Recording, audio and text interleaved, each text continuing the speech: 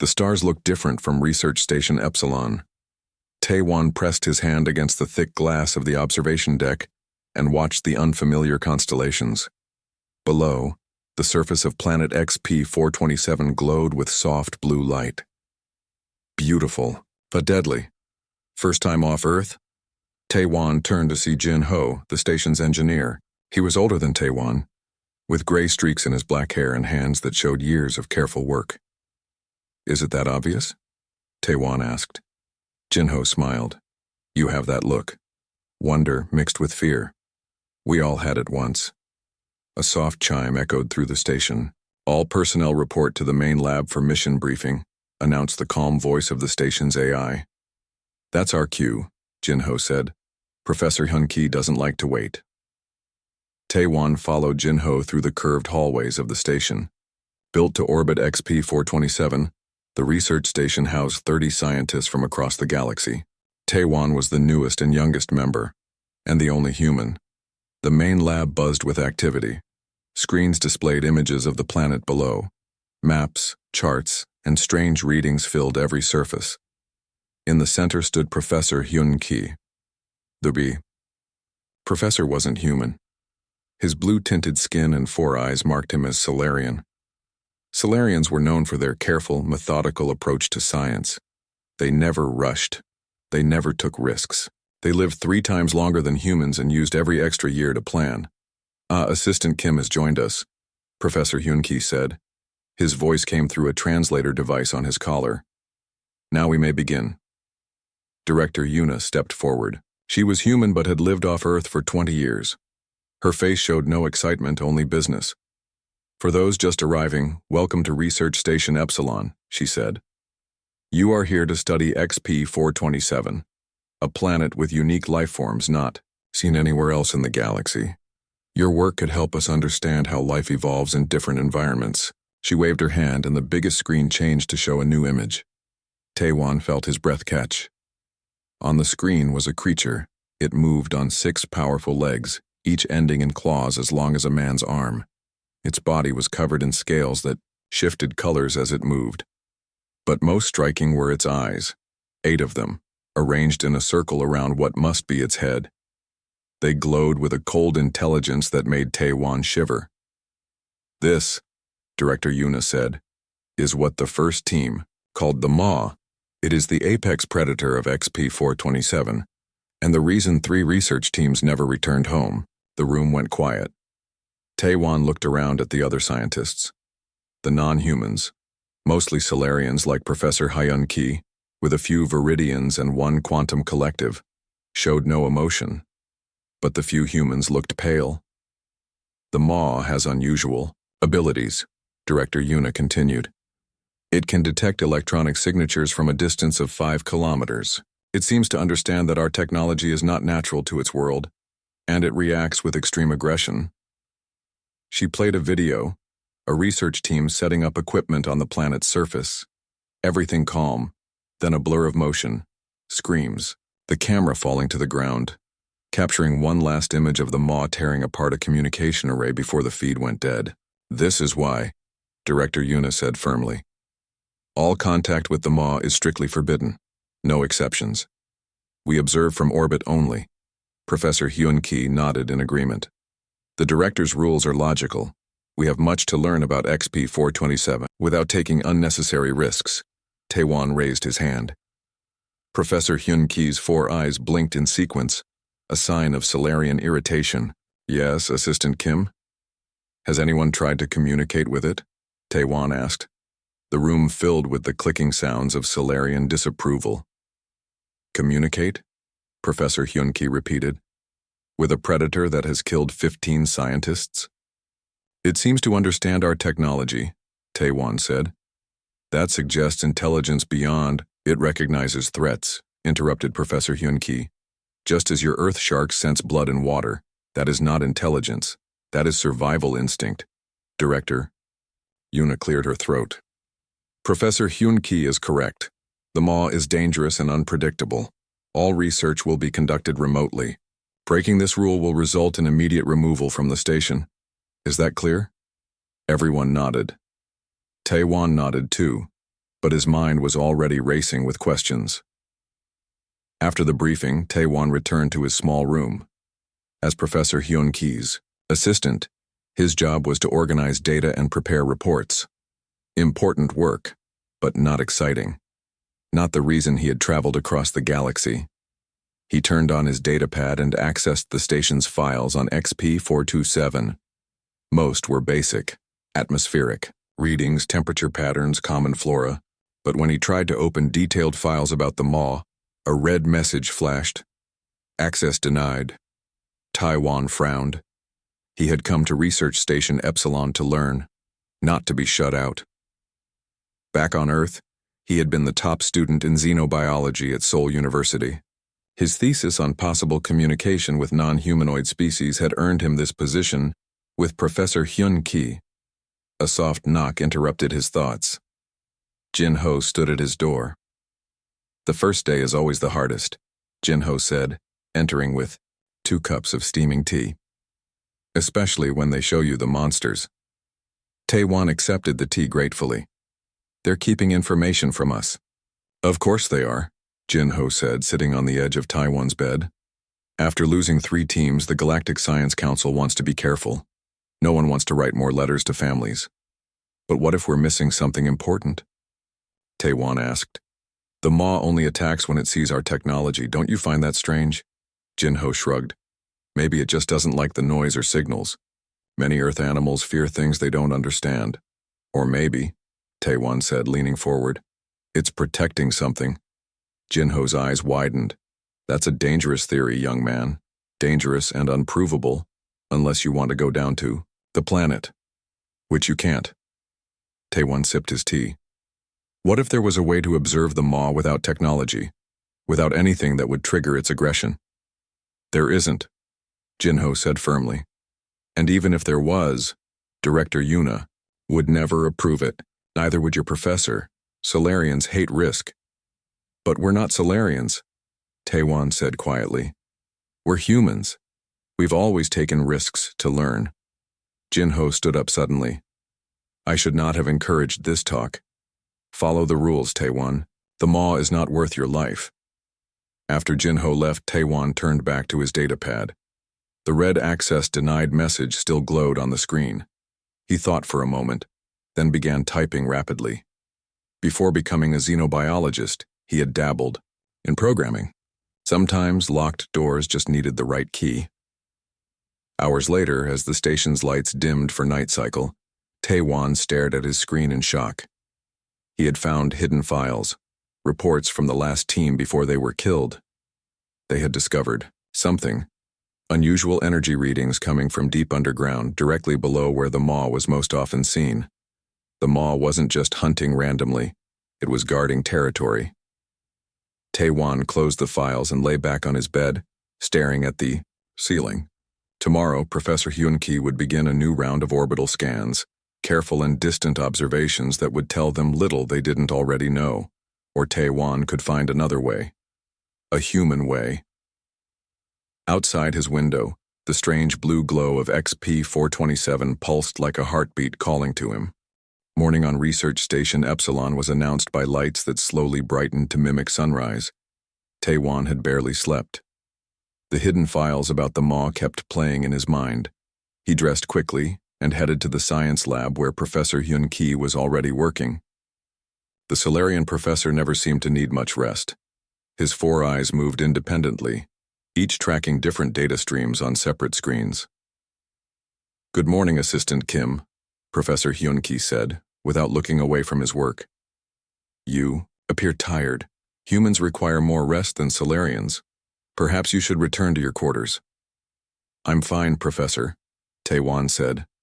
Actually, I wanted to discuss something I noticed about the Maw.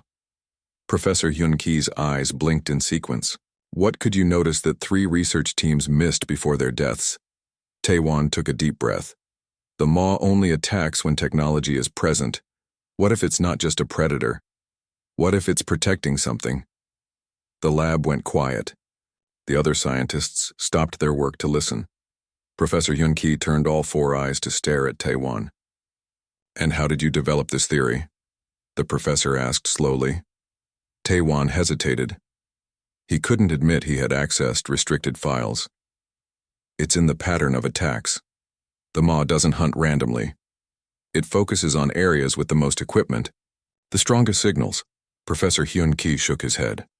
Many predators are attracted to unusual stimuli. Earth sharks investigate splashing.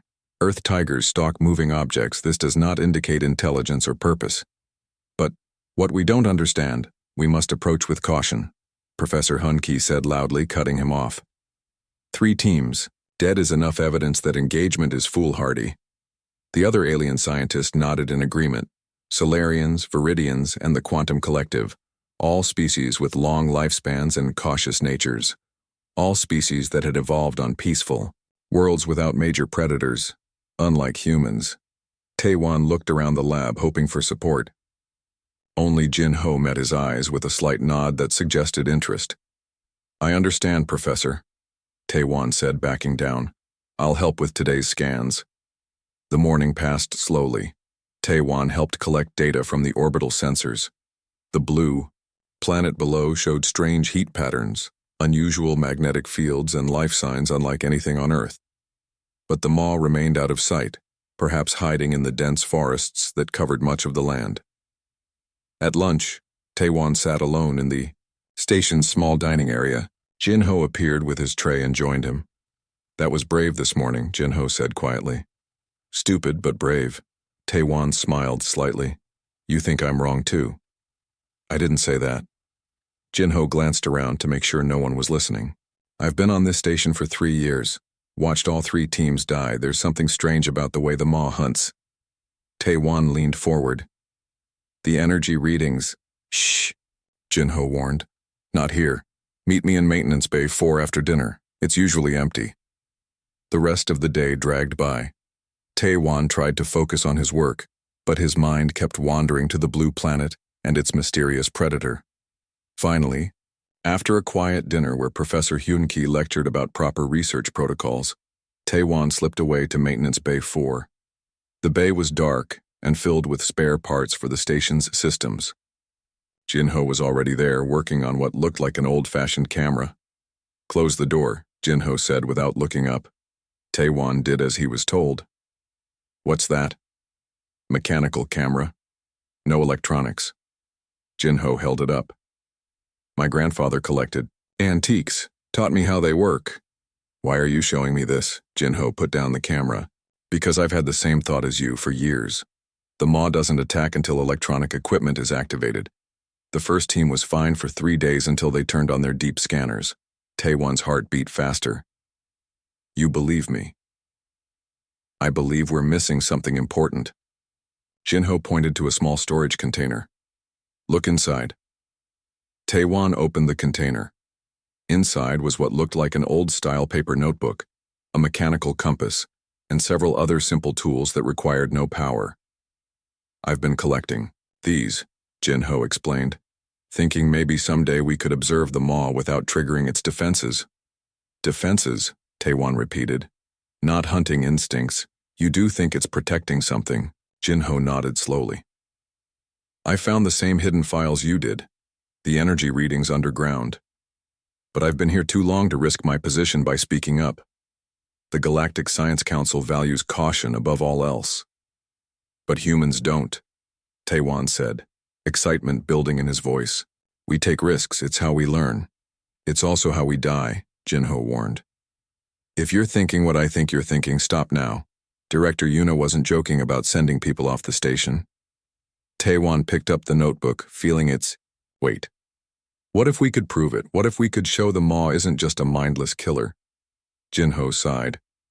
You're not going to let this go, are you? Would you? If you thought you could discover something no one else has? For a long moment, Jin-ho was silent. Then he smiled slightly. When I was your age, probably not. But I'm older now. More careful. But not too careful to help me? Taewon asked hopefully. Jin-ho looked at the collection of mechanical tools he'd gathered. The Maw doesn't attack analog technologies, he said slowly. I've studied the footage closely. It ignores anything without power signatures. So we build a mechanical observation system, Taewon suggested. Something that would let us get close without triggering its defenses. I could help design such a system, Jin-ho admitted. But using it would mean going to the planet's surface against direct orders. I would go, Taewon said firmly. Just me.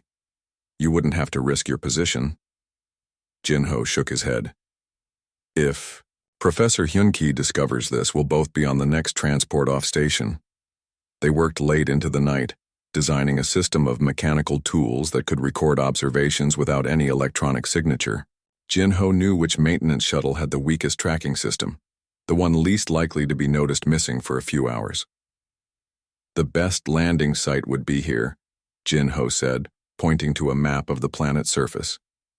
Far enough from the Ma's usual territory to land safely, but close enough to reach on foot. Taewon studied the map, memorizing the features. How will I find the Ma? Jin-ho laughed without humor. You won't need to, it will find you. The question is, what will you do then? I'll observe, Taewon said. Take notes, see if it really is protecting something, and if it charges you. Taewon didn't have an answer for that. As they packed up their work, Jin-ho placed a hand on Taewon's shoulder. Sleep on this. Think carefully.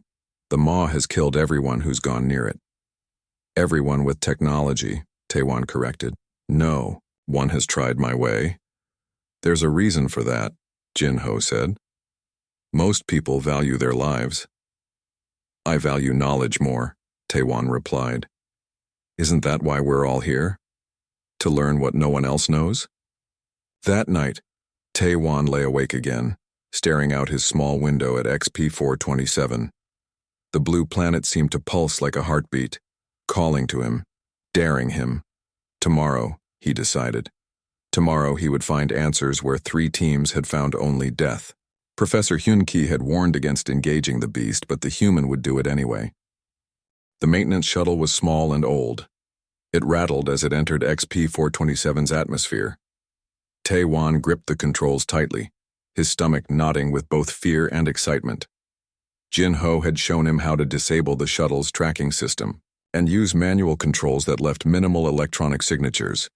Just enough power to land safely, Jin-ho had said during their final check before Taewon's departure. After that, shut everything down. Use only the mechanical tools. Now as the shuttle broke through the cloud cover, Taewon got his first real view of the planet's surface. The blue glow he had seen from orbit came from forests of tall, thin trees with glowing leaves. Between the forests were open plains of silver grass that rippled like water in the wind. Taewon found the landing site Jin-ho had suggested, a small clearing near the edge of a forest, about 5 kilometers from where the Ma had last been seen. He set the shuttle down as gently as possible. The moment it touched the ground, he shut down all systems. Silence fell. Taewon sat still, listening to his own breathing. He was the first human to set foot on XP-427. If Professor Hyun-ki found out, he would be the last human allowed on research. Station Epsilon Taewon gathered his supplies. The notebook, compass, mechanical camera, water bottle, and a small pack of emergency rations. No electronics. Nothing that would draw the Ma's attention. He pulled on a simple protective suit. Not the standard powered ones used by research teams, but an old-style one with a manual air filter. Jin-ho had found it in deep storage. The airlock opened with a hiss. Taewon stepped onto the silver grass of XP-427. The gravity was slightly lighter than Earth's, making each step feel bouncy. The air, filtered through his mask, smelled like cinnamon and metal. Taewon set his compass and began walking toward the area where the energy readings had been detected. The silver grass made soft, tinkling sounds as he moved through it like thousands of tiny bells. The blue trees ahead seemed to pulse with light, growing brighter then dimmer in a slow rhythm. He took careful notes as he walked. The temperature, warm but not hot. The way small creatures like shiny beetles scattered at his approach. The crystal formations that grew between patches of grass, each one humming with a different tone. After an hour of walking, Taewon reached the edge of the forest. The trees towered above him, their trunks smooth and white like marble.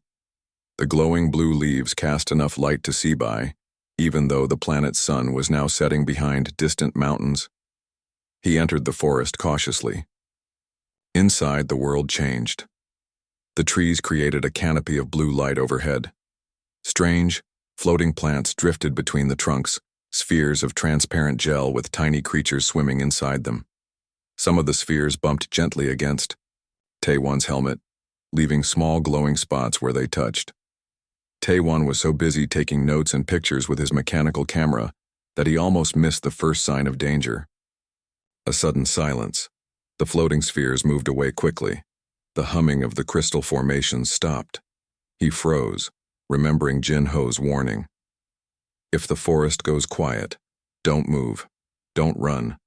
The maw can outrun anything on the station, including you. Taewan held his breath. Slowly he turned in a circle, looking for movement among the trees. Nothing. But the silence continued. Something was watching him. Then he saw it. Not charging through the trees as he had expected, but moving slowly, deliberately. The maw was even larger than it had appeared in the videos. Each of its 6 legs was as thick as Taewan's body. Its scales shifted colors as it moved, from blue like the trees to silver like the grass, then to white like the tree trunks. But it was the eyes that held Taewan's attention. 8 of them, arranged in a circle around its head, each one glowing with a cold yellow light. They blinked independently, taking in everything around them, taking in Taewan. His heart pounded so hard he was sure the creature could hear it. The maw was 20 meters away, then 15, then 10. It moved without sound, a hunter perfectly adapted to its environment.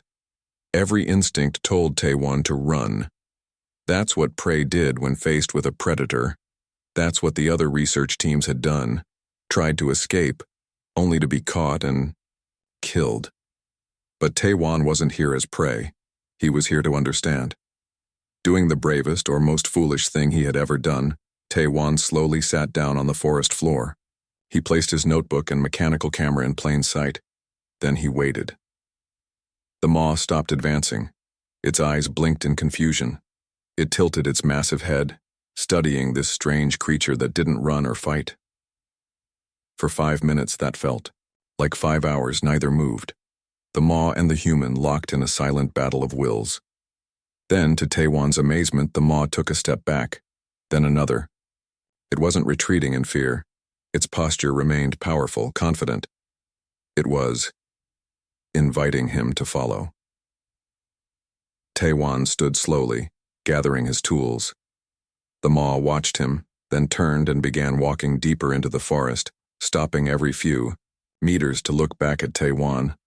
I must be crazy, Taewan whispered to himself as he began following the apex predator of XP-427. They walked for nearly an hour, going deeper into the forest than any previous expedition. The blue light from the trees grew stronger, illuminating a path that seemed well-traveled by the maw. They passed more crystal formations, these ones larger and humming with deeper tones. The sound reminded Taewan of the old earth music his grandfather had played, bass notes that you felt more than heard. The maw led him to what appeared to be a cliff edge. Beyond it, the forest continued, but far below. A valley. And in the center of the valley was something that made Taewan gasp. A structure. Not natural, not grown, but built. It was mostly buried in the ground, but what showed above the surface was clearly artificial. A curved dome of dark metal partially covered with the same white material as the tree trunks. Around the structure, the blue trees grew in perfect circles, their light pulsing in unison. Taewan quickly sketched the scene in his notebook. This was it. What the maw had been protecting. Not its territory, but this structure. This artifact of something not from XP-427. The maw made a low rumbling sound, then started down a narrow path that led to the valley floor. Taewan followed, his mind racing with questions. Who had built this? How long had it been here? Was the maw its guardian, or something else? As they reached the valley floor, Taewan's attention was so focused on the structure that he almost missed the movement to his right. Another maw, smaller than his guide, but just as lethal looking. Then he saw another to his left, and another beyond that. Taiwan froze. He was surrounded by the galaxy's most dangerous predators, far from his shuttle with no weapons and no way to call for help. His guide, the first Maw, made another rumbling sound. The others responded with similar noises, then backed away, disappearing into the trees. They were communicating. They were coordinating. These weren't just animals. They were intelligent. A sudden noise from above made Taiwan look up. The sky, which had been clear, was now filled with a shuttle. Not his small maintenance craft, but one of the station's main research vessels. Its lights swept the valley, coming to rest on Taiwan and the Maw. "No," Taiwan whispered. "No, no, no." The shuttle was fully powered, its sensors and communication systems active. It was everything the Maw had been taught to fear and attack. The Maw beside Taiwan raised its massive head toward the shuttle, its scales shifting to a deep red color. Its muscles tensed, ready to leap. Back on Research Station Epsilon, alarms had started blaring the moment Taiwan's shuttle left its dock. Professor Hyun-Ki had been awakened from his rest cycle by the station's AI. Maintenance Shuttle 3 has launched without authorization, the AI reported. Assistant Kim is not at his station. Professor Hyun-Ki's 4 eyes had blinked rapidly in anger. Alert Director Yuna, prepare a retrieval team. The human has gone to the surface. Now Director Yuna herself piloted the research shuttle, with Professor Hyun-Ki and 4 security officers aboard. Their mission was simple: retrieve Taiwan before the Maw found him. They were too late. Through the shuttle's view screen, Professor Hyun-Ki watched in horror as his human assistant stood next to the very creature that had killed 15 scientists. And the human wasn't running, wasn't fighting, was simply standing there. "Armed retrieval now," Director Yuna ordered. The security team prepared their weapons, stun blasters designed to incapacitate the Maw long enough to extract Taiwan. Professor Hyun-Ki felt something he rarely experienced: doubt. His assistant had been right about one thing: the Maw wasn't attacking Taiwan. But why? As the shuttle descended for landing, the professor spotted something else in the valley. The structure, the artifact, something not in any of their scans or reports. "And stop," he shouted. "Something's happening down there." But it was too late. The shuttle was committed to its landing approach, its engines and systems at full power, and below the Maw was tensing to attack, its eyes fixed on the approaching threat. Taiwan stood between two worlds, the human technology above and the mysterious guardian beside him. In that moment, he knew he had to make a choice that would change everything. Time seemed to slow down as the research shuttle descended toward the valley.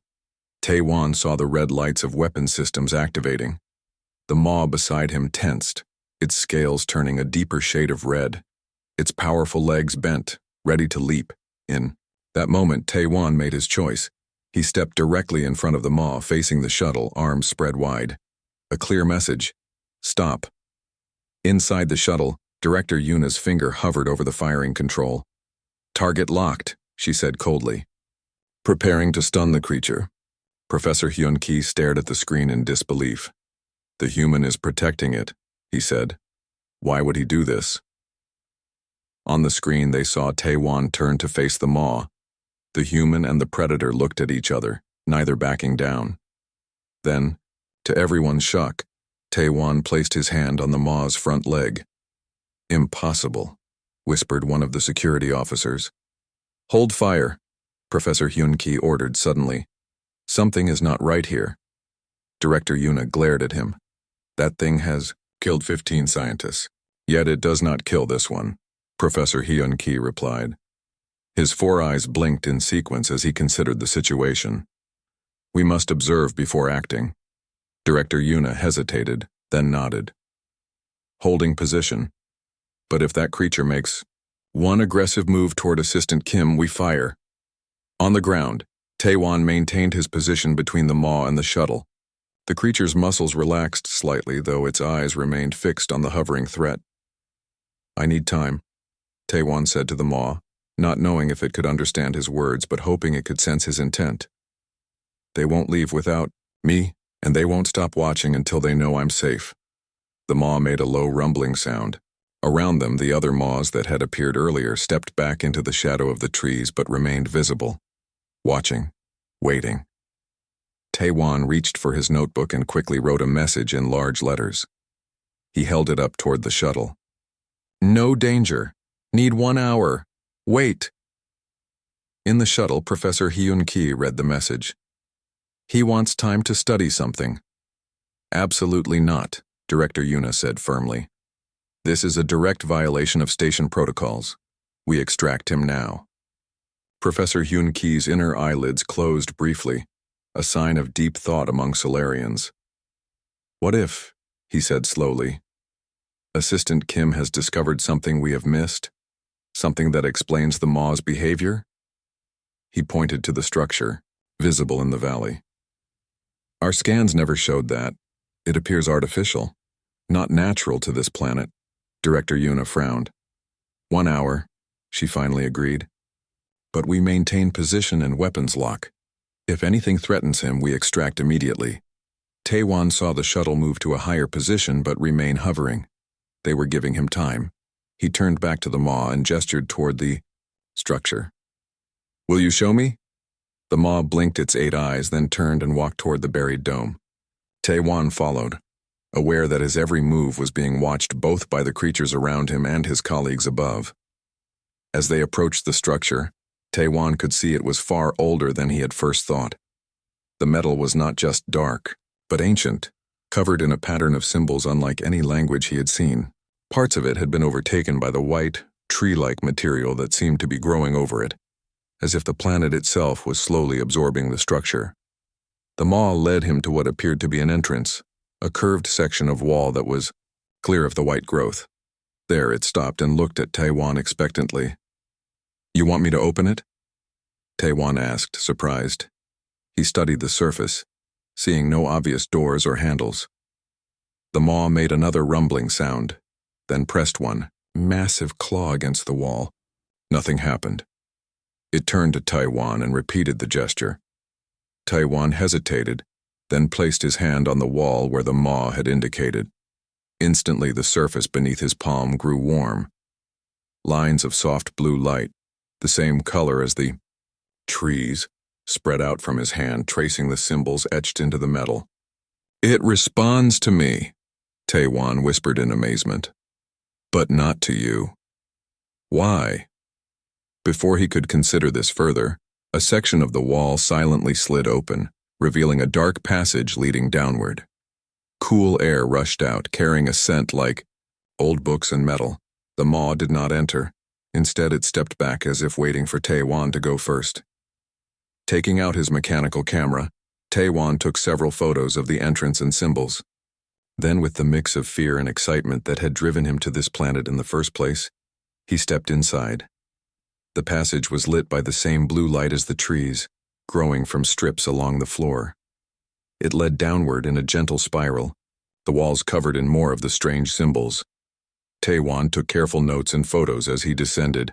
After about 50 meters, the passage opened into a vast chamber. Taewon stopped at the threshold, his breath catching in his throat.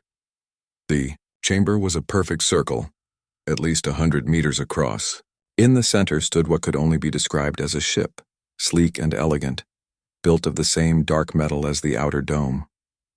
Around it were rows of transparent containers, each one about the size of a human. And in each container, life. Taewon whispered, "They're still alive." Inside each container was a being. They were humanoid, but clearly not human, tall and slender, with skin that seemed to shimmer with the same blue light as the trees. Their eyes were closed, their chests rising and falling in the slow rhythm of deep sleep. There were thousands of them, an entire population preserved in some kind of suspended animation. Taewon approached one of the containers, studying the control panel attached to its side. It too was covered in the strange symbols, but some elements were clearly indicators, showing heart rate, brain activity, and other life signs. They're hibernating, he realized. Waiting for what? He turned his attention to the ship in the center of the chamber. It was damaged. One section had been torn open, revealing complex machinery inside. Some of it looked like it had been repaired, but crudely, as if by someone without the right tools or knowledge. As Taewon moved around the chamber taking notes and photos, he noticed something odd about the symbols on the walls. They weren't all the same. Some sections appeared to be in a different writing system, more angular, less flowing, and these sections were always near points where repairs had been made. Two different species, Taewon said to himself, working together, or one finding the other? In his excitement, he almost missed the small pedestal near what appeared to be the main control area of the ship. On it sat a single crystal, similar to the ones he had seen in the forest, but larger and glowing with a brighter blue light. As he approached, the crystal's light pulsed faster. Taewon reached out, hesitated, then gently touched it. The world exploded in blue light. Images flooded his mind. A distant planet with 3 moons. A civilization of the blue-skinned beings, advanced and peaceful. Then destruction, massive ships with weapons that tore their world apart. Escape. A desperate journey across the stars. More images followed. The ship damaged, landing on XP-427. The blue beings finding primitive creatures like the Maw, but smaller, less developed, using their technology to accelerate the Maw's evolution, creating guardians to protect them while they hibernated and their ship repaired itself. Then the arrival of the attackers, the ones with angular writing. Battle. Compromise. The attackers agreeing to help repair the ship in exchange for sharing the technology. Both sides damaged, both needing time to recover. The final image was the clearest, the blue beings and their former enemies, now allies, entering hibernation together. The Maw standing guard outside, programmed to protect against any technology that resembled the weapons that had destroyed their homeworld. Technology like the equipment the research teams had carried. Taewon pulled his hand away from the crystal, gasping. His head pounded with the rush of information, but his mind was clearer than it had ever been. Not predators, he said aloud.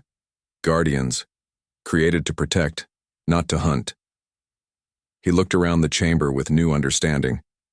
This wasn't just a ship or a shelter.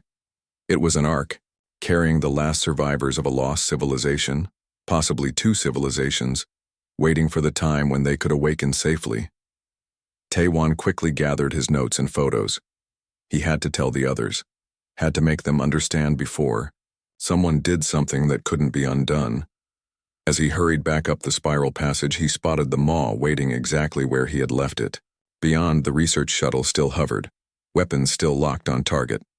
His 1 hour was almost up, and everything he had learned would mean nothing if he couldn't convince both sides to stand down. Back on the shuttle, Professor Hyun-Ki watched the time count down. 3 minutes remaining, he announced. Director Yuna nodded. Prepare extraction team. As soon as he emerges, we go in fast. Stun anything that moves except the human. Professor Hyun-Ki's 4 eyes blinked uneasily. If the Maw wanted to harm Assistant Kim, it has had ample opportunity. Perhaps we follow protocol. Director Yuna cut him off. 15 dead scientists demand nothing less. The security team checked their weapons.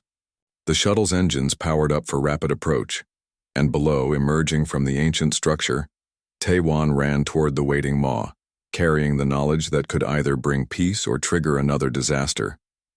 Taewon ran toward the Maw, his mind racing faster than his feet.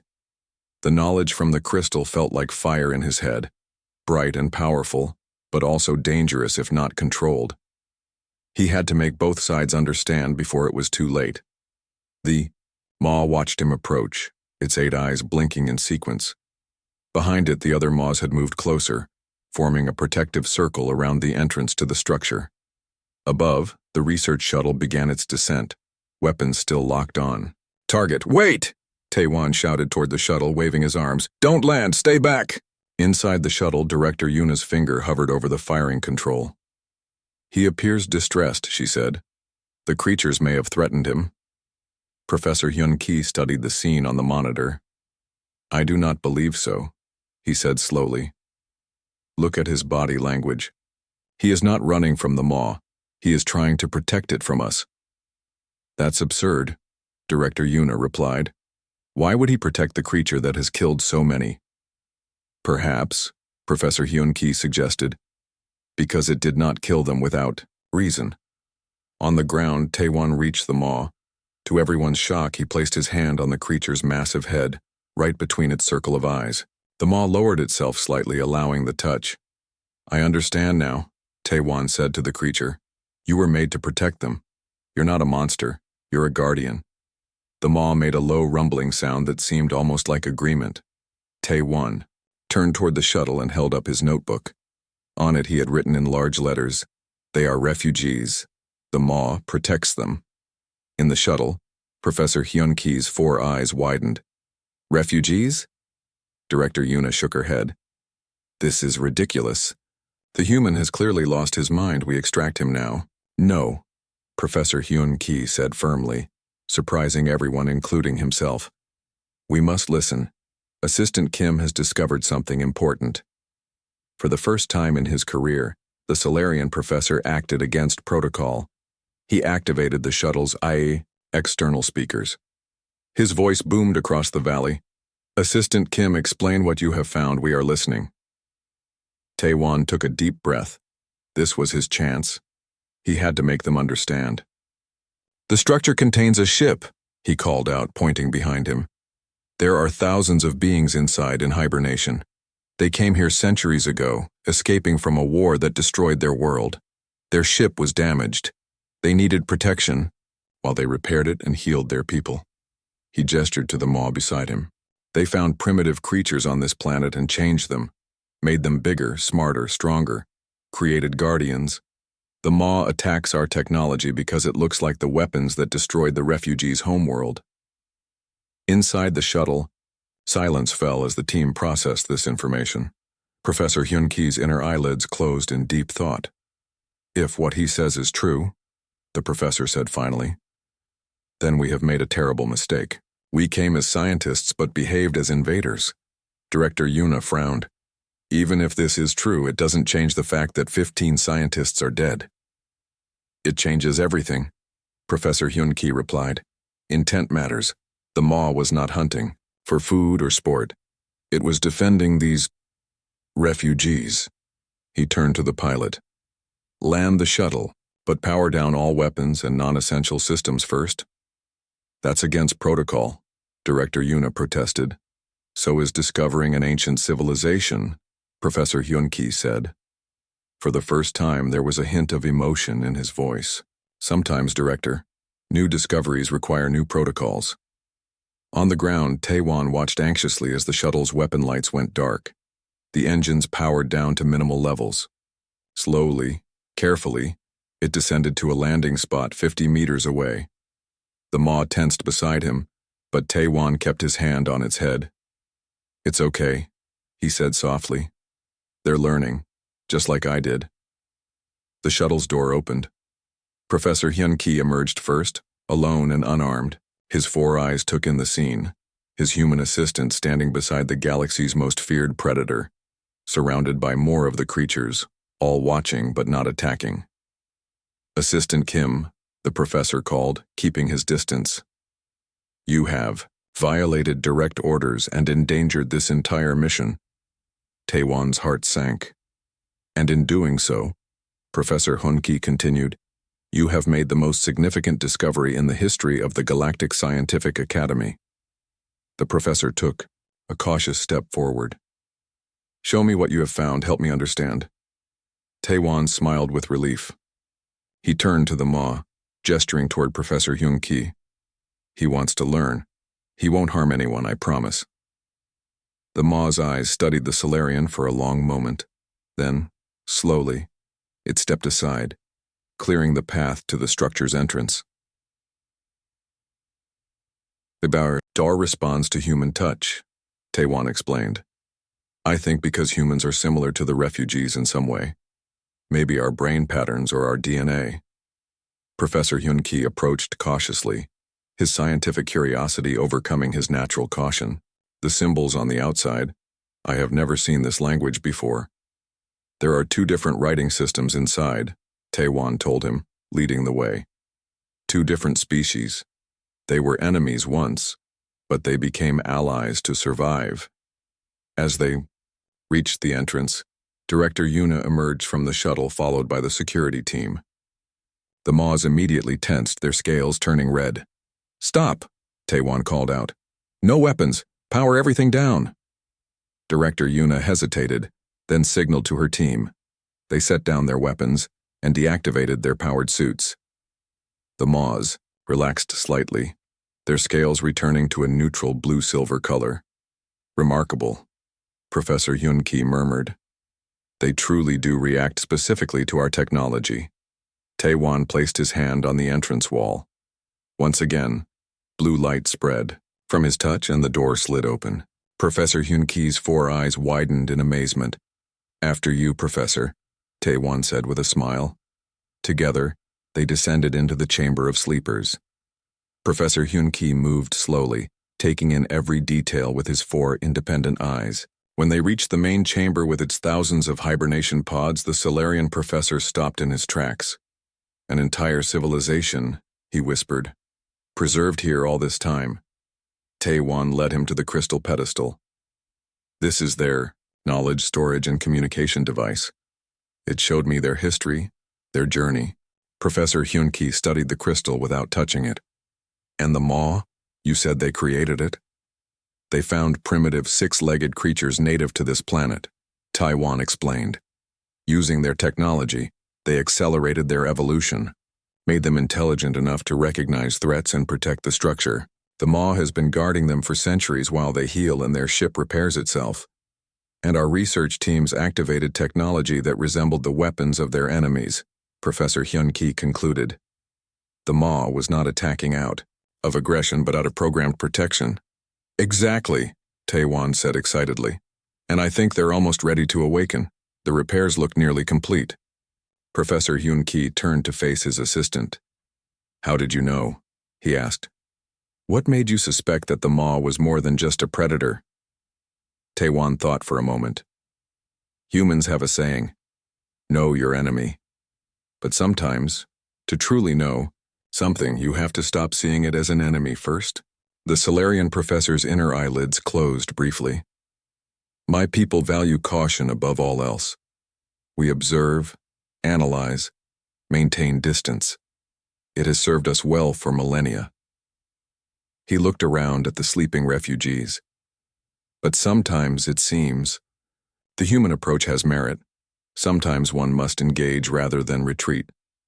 In the weeks that followed, everything changed at Research Station Epsilon. The Galactic Scientific Academy sent their top researchers to study the refugee ship and its hibernating passengers. Director Yuna was replaced by a diplomat experienced in first-contact situations, and Professor Hyun-Ki began writing a new paper titled "The Human Factor: When Caution Must Yield to Courage." Taewon became the primary liaison between the station and the Maw.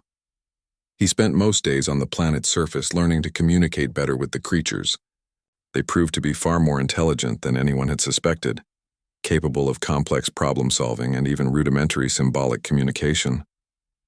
One evening, as Taewon sat with his notebook beside the largest Maw, the one he had first followed, into the forest, Professor Hyun-Ki joined him on the planet's surface. "The Academy wants me to include a new section in the xenobiology curriculum," the professor said, sitting carefully on a crystal formation. "They wish me to teach about the value of different approaches to the unknown, specifically the human approach." Taewon smiled. "And what will you tell them about humans, Professor?" Professor Hyun-Ki looked at the Maw, then at his human assistant. "I will tell them that while Solarians evolved to survive through caution, humans evolved to thrive through curiosity. That sometimes the greatest discoveries require not just observation, but engagement. Not just analysis, but connection." The professor's 4 eyes blinked in sequence. "And I will tell them that when I warned my human assistant not to engage the beast, and he did anyway, he taught me the most important lesson of my scientific career." "Which is?" Taewon asked. That understanding often lies beyond our fear, Professor Hyun-ki replied, and that sometimes, only by ignoring our warnings can we find our way to truth. Above them, the blue trees glowed brighter as night fell on XP 427, and deep beneath the surface, the refugees,